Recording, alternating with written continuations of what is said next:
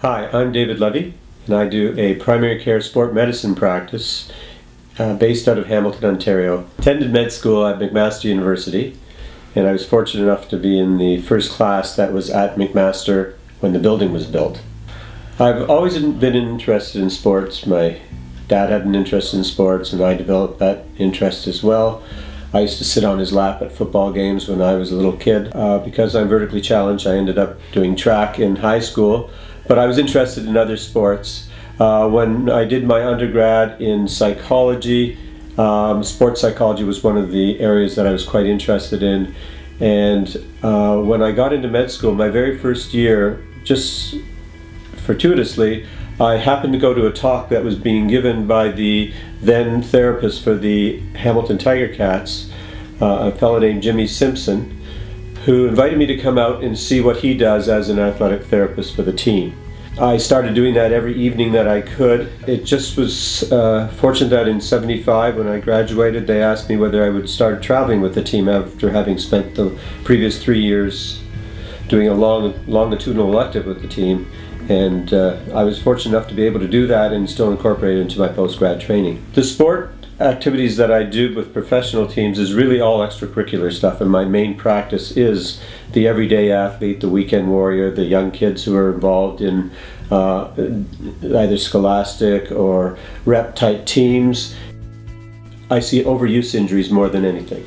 Athletes, many of them take their sports seriously. Young athletes can play 3 or 4 sports all year round, never taking a break, and they're bound to run into overuse injuries.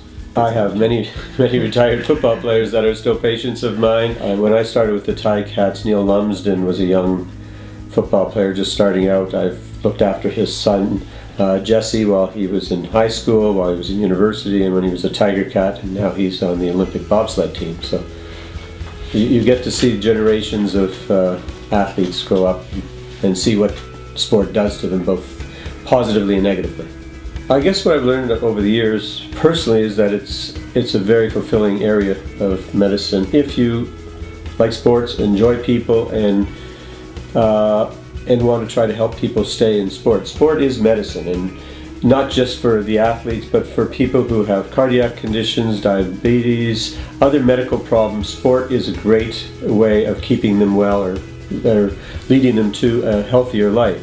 I've been fortunate that between the Ticats and the Toronto Rock and even the Hamilton Bulldogs that we've had successful teams, and I've been able to collect some hardware along the way. Again, they're just milestones, but they mean that you've been with a group of guys who work together really hard, were able to attain that level of success and won a championship, and there's a certain camaraderie that comes with a team that does that when you see these people later on, even though you were their doctor, they were your patient and you're the player, there's still a bond there that you were part of that winning team, and that's something that you take with you all the time as well.